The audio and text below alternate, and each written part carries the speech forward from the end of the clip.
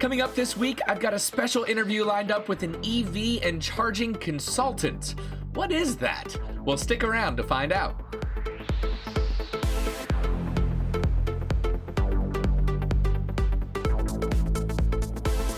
Hello, friends, and welcome to episode 55 of the EV Resource Podcast. This week, we're going to do things a little bit differently. I'm going to skip the news. I've got a special interview lined up for you. Hope you like it. Before we get to the interview this week, I want to thank our podcast partner, Titan Auto and Tire in Moseley, Virginia, for their support. Titan is one of the very few independent shops in Central Virginia that are qualified to work on EVs. And from hybrids to Hummers, they fix everything. For more information and to schedule an appointment for your vehicle, go to TitanAutoTire.com. That's TitanAutoTire.com. So I want to welcome you to the EV Resource Podcast. If you would, before we really dive into everything, go ahead and introduce yourself and let everybody know who you are. Hi, I'm Darya Oreizi with Charge Future. I'm a electric vehicle and electric vehicle charging consultant. I help both individuals and businesses achieve their EV or EV charging goals. I started this company a little over a year ago. I realized that there was a big barrier to entry for EVs. If we needed EVs to get to the mainstream, we needed to help first-time buyers break down those barriers, those myths. So I help those individuals, find the right EV for them. And I also help businesses, whether it's offices, workplaces, apartments, commercial, install EV charging stations. That whole part is very brand new to a lot of site managers. And so I help them go through the whole process. I serve as the project manager. I find the incentives. I recommend the right charging equipment, permitting, utility approvals, all of that, all in one big turnkey service. Wow, that is quite a lot. You said this has been something that's kind of been about a year, a little bit more than that for this business. How did you come up with this idea? Because obviously there are not that many people that are stepping into this space, that are doing what you're doing. How did you get from, maybe where you were before to whatever you're doing, to getting the idea to start this and pushing forward with this mission? The second part of that, I guess, is why is it important to you? Yeah. So I guess my origin story started back around 2015, 2016. I needed a new car. The wife was not very knowledgeable in EVs, and I was very enthusiastic about it. So I had to break down those barriers with her. And that was quite a challenge because she had zero experience in EVs. And at the time, EVs were still fairly new. There weren't many models out there. And the education part was enormous to getting her on board. So we successfully agreed on getting a Chevy Volt. And friends and family asked me, what is this thing? How far does it go? All this kind of typical questions that, Zach, you probably get all the time with your Spark. Yeah. And so after a while, I wasn't frustrated. I realized that these questions are so basic that there needs to be education. We need to get this information to people if they're going to be comfortable with buying this vehicle that costs a lot of money. All cars cost a lot of money. And so I decided I need to help people get there. So that's how the individual side started. My career is in project management and construction management. So I also realized that I can fuse that into this too with helping businesses get charging stations. I'm helping my own company that I work for get their office charging up and running. And I realized if I could do that with this company, I can do it with other companies. So sure. That's how I'm into this. Yeah, no, and it doesn't have to be more complicated than that, really. You saw an opportunity and said, you know what, here's a need. I can fill this need. Now, before we really dive into really what how you do what you do, I guess is a good way of putting it. Do you still have the Volt? I do. Yeah. Yes. I still do. I love that thing. Yeah. I mean, so you've had it for a few years. Mhm. What would be the next electric vehicle that you've got your eye on? I ask myself that question like 5 times a day. It changes from the Volkswagen ID.4 to the Nissan Aria to maybe we stick with the plug-in hybrid and go with the RAV4 Prime. It's all those kind of crossovers that my wife is interested in, and I'm also looking into getting, as much range as electric range as we can. Sure. So it's almost hourly I change my mind which one I wanna I wanna target next in the next few years. That's understandable. I mean, obviously, knowing so much about each vehicle, you're going, well, this could work. Oh, but this could Mhm. work. I've found Right. that for my family, I've been doing that for the last year and a half with different Tesla vehicles. And it's like, oh, the Model 3, and then the Model Y, and then the Model Y standard range, which of course now doesn't exist really. Short-lived. So Like 1 week? well, it was a month, and then they Okay, 1 dropped the month. price, and then 2 days later decided to take it off the website. So who Yeah, knows? yeah, that's Maybe Tesla. we'll see it back. That's the thing. It's like, Right, do we wait and then just hope? right. But yeah, I mean, obviously, I could talk cars and EVs Mhm, for years. I mean, we'd never run. I mean, obviously, that's why I have this podcast, is because I will never run out of things to talk about when it comes to EVs. right. But I definitely want to basically let people know what it is that you can really do. Like, let's say, Mhm, I mean, obviously, you're in California. Well, not obvious to everybody. I know that, you know that, but mhm. everybody doesn't know that. So, guess what? He's in California. Yes. Uh, so, if somebody is not local to where you are Mhm, and they are going, you know what? I found a little bit of information, or what could potentially be worse is I found a lot of information. There's so many new EVs coming out. I've got information overload. I have no idea what to look for. Do I mhm, want something that has a heat pump? Do I want mhm. something that has more than 250 miles? Is that really important? I don't know. It sounds good, but then you're paying 40, 45, $50,000 for a car. I've never spent that much money. Yeah.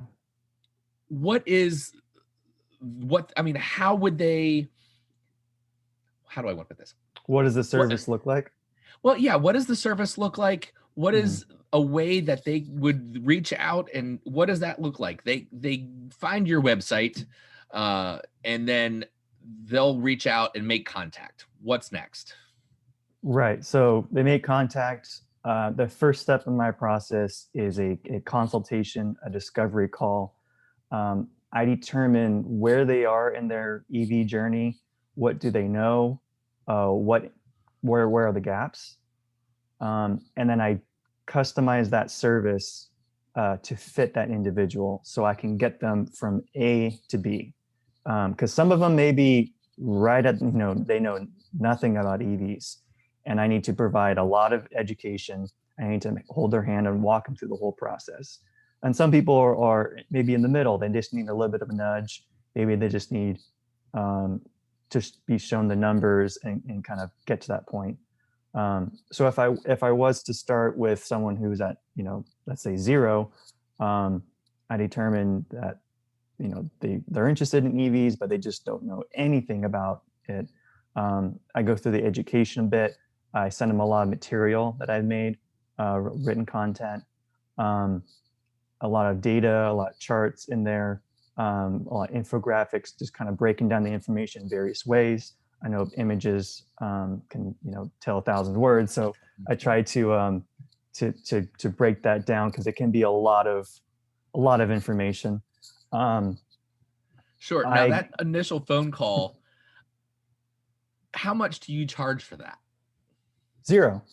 Yeah, my job is to see if I'm going to be a good fit for the individual. So it's 30 minutes, an hour long, however long it takes for me to understand where this potential client is and determine if I have something some type of service that fits them. And if they're okay with that, then we can move forward. And that is $0. It's free. That's awesome. See, Mhm. that I think is definitely the first thing that pops into somebody's mind is going, Mhm. okay, well, like a lawyer almost is like, how much is it going to cost for me to talk to this guy? Right. I You know, think I think what I want to try and avoid is if this individual is just not ready for an EV, maybe they don't have charging access at home and they need a car that can go 400 miles and all these other requirements, then I'm going to be upfront with them and say, I don't think an EV, even a plug-in hybrid is I don't think you're there yet, or I don't think the market is there yet.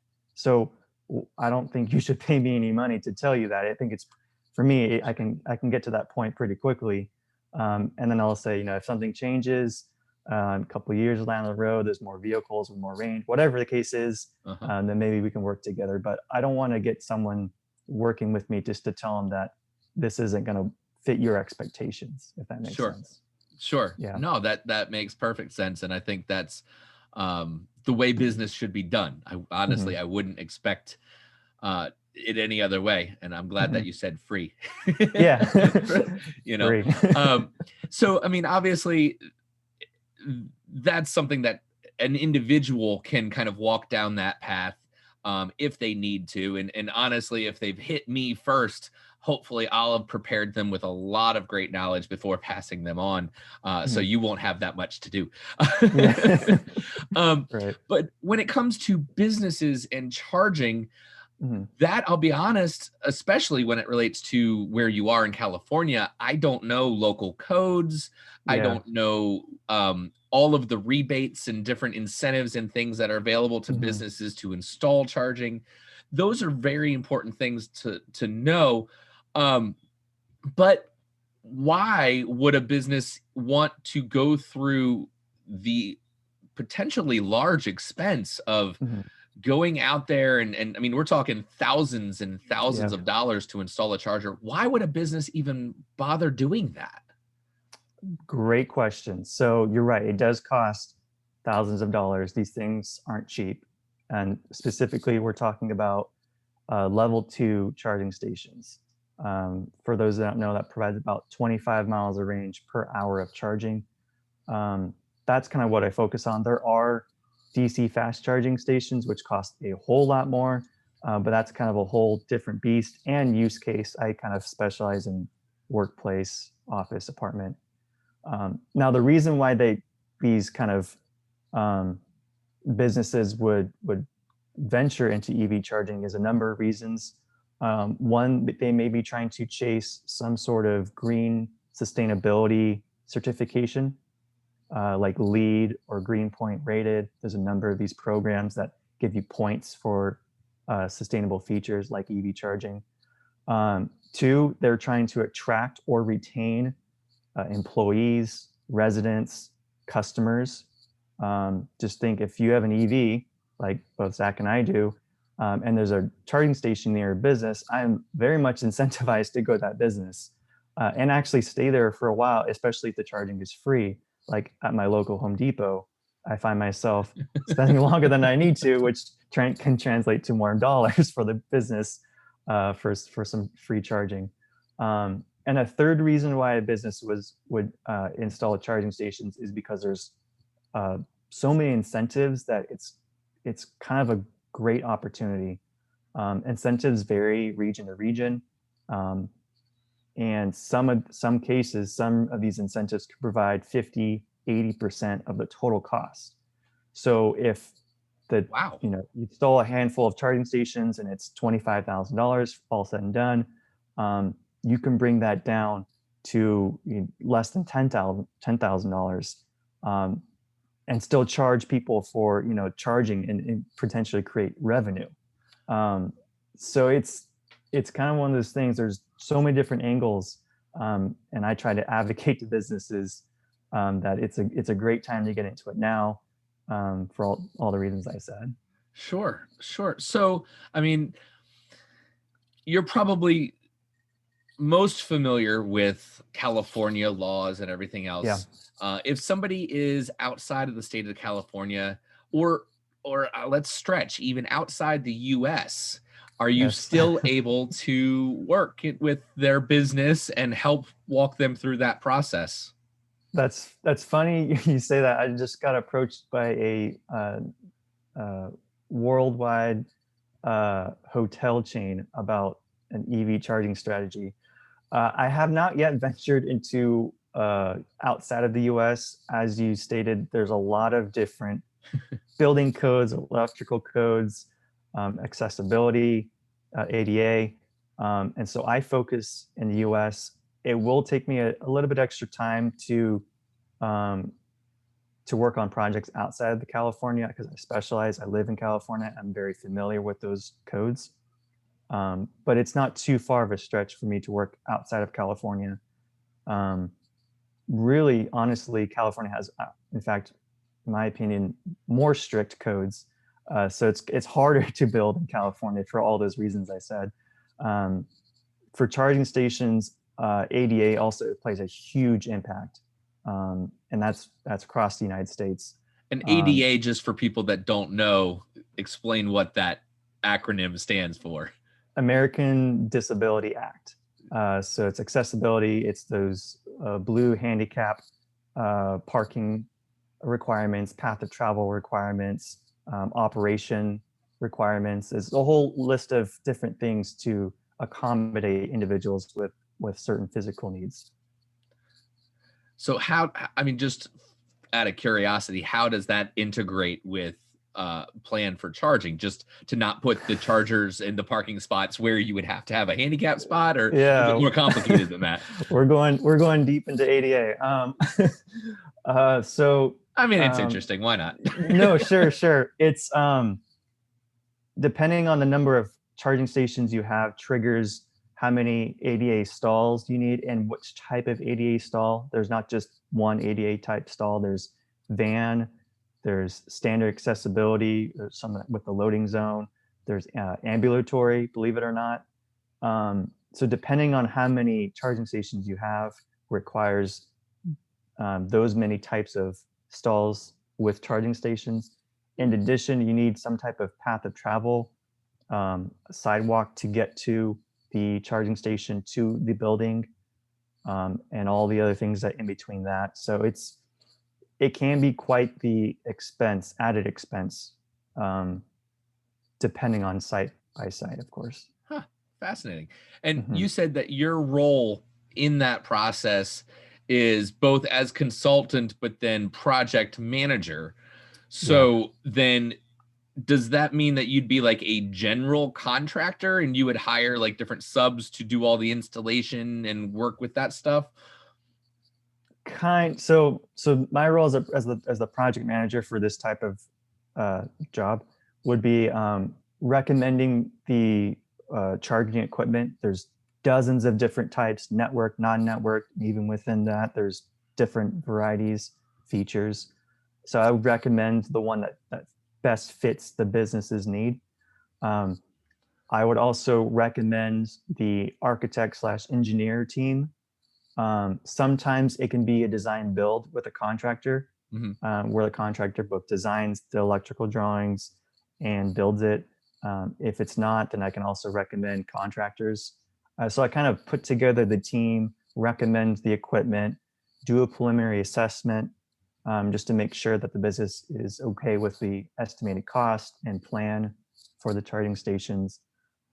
If there's any utility approvals because of upgraded service, I can go through that and get the approvals from utility.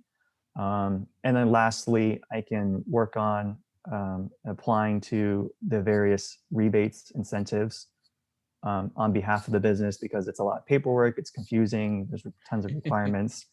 I It's can fun only stuff. imagine. Right. All the paperwork. Yeah. People Yeah, love doing that.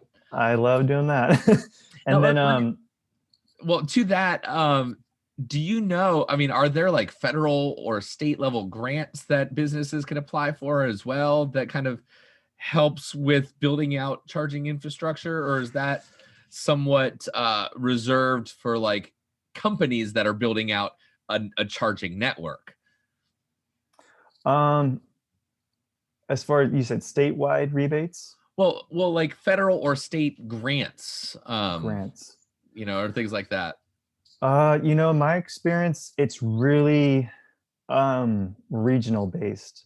Um, for example, in the state of California, there's a state program, but it dissects these funds to certain regions, and then a regional agency is in charge of administrating those funds, qualifying different projects, and so forth. So it's mostly regional based for charging stations. Interesting. Okay. Yeah. That's pretty cool though. Mhm. So where do you see this going? I mean, in terms of ideal customers, are you looking for like just mom and pop small businesses or like international hotels? Right. I'm, do you have a preference or is there like a kind of a target that you really like to work with, and that's kind of the direction that you want to go in? Um, Honestly, it's just getting charging stations installed.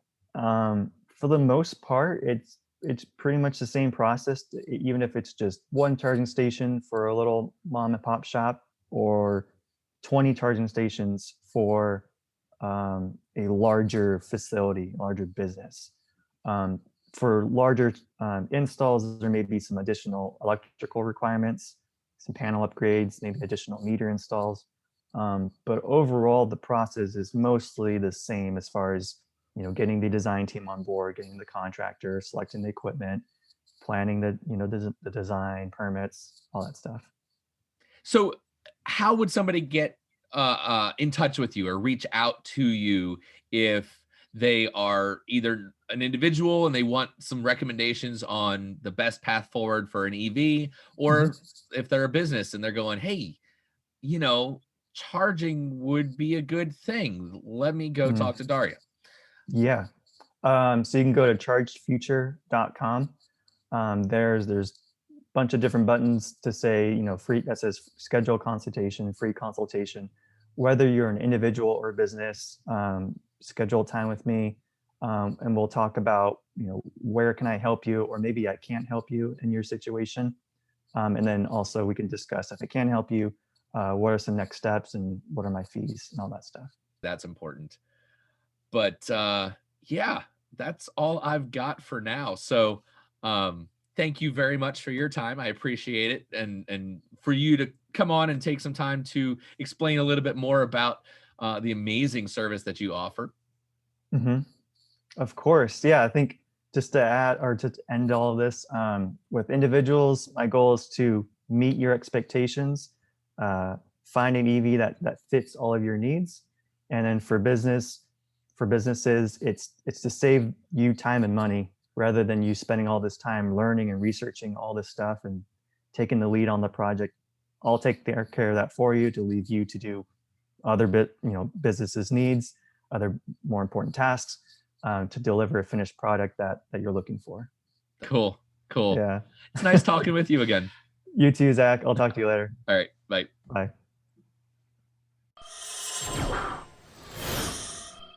So there you go. I hope you liked this week. As usual, go ahead and like, subscribe, leave a comment on the YouTube channel. Big shout out to our Patreon supporters for all of your help keeping us going. So thank you very much. And with that, I'll end it. So thank you so much, guys. I'll see you next week.